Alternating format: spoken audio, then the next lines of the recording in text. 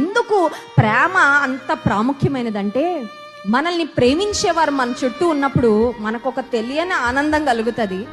మనల్ని ప్రేమించేవారు మన చుట్టూ ఉన్నప్పుడు మనకి స్ట్రెస్ ఉండదండి. చూడండి, ఎందుకంటే మనల్ని ప్రేమించేవారు మనలో తప్పులు వెతకరు, మనల్ని జడ్జి చేయాలని చూడరు, మన ముందొకలాగా మన వెనకొకలాగా హిపోక్రసీతో వారు ప్రవర్తించరు. మనల్ని ప్రేమించేవారు మన చుట్టూ ఉన్నప్పుడు మనకు ఒక తెలియని ధైర్యము, ఒక తెలియని ఆనందం వచ్చేస్తూ ఉంటుంది. ఇప్పుడు ప్రేమ స్వరూపి అయిన దేవుడు మనందరినీ ప్రేమించాలని, ఆయన ప్రేమకు మనం దగ్గరగా రావాలని దేవుడు కోరుతున్నాడు. మరి దేవుని దగ్గర అంత ప్రేమ ఉంది కదండి, దేవుడు ప్రేమ స్వరూపి కదా, మరి దేవుని ప్రేమ అందరికి ఇచ్చేయచ్చుగా ఫ్రీగా అంటే, నువ్వు వస్తే నీకు ఇస్తాడు అంతే. అర్థమవుతుందా? కానీ ఇప్పుడు ఉన్న సమస్య ఏంటంటే, చాలా మంది దేవునికి అవుట్ ఆఫ్ రీచ్ వెళ్ళిపోయారండి.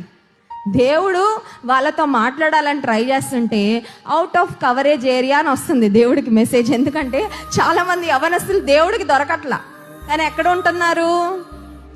సిటిజన్లు అందరూ నెటిజన్లు అయిపోతున్నారు. ఏమవుతున్నారండి? సిటిజన్లు ఏ దేశం సిటిజన్లో కూడా మర్చిపోతున్నారు, కానీ నెటిజన్లుగా నెట్లోనే ఉంటున్నారు.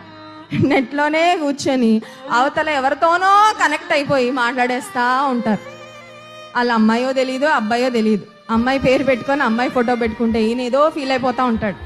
ఈ అమ్మాయి అనుకుంటుంది అవతల అబ్బాయి ఉన్నాడేమో అనుకొని వాళ్ళు ఏం చెప్తే అది నమ్మేస్తూ ఎవరో ప్రేమను పొందేసుకోవాలని ఒక భ్రమలో బ్రతుకుతూ చాలా మంది నష్టపోతూ ఉంటే, లెట్ మీ టెల్ యూ, నీకు నిజమైన ప్రేమ దొరకాలంటే నీవు యేసయ్య వద్దకు రావాల్సిందే.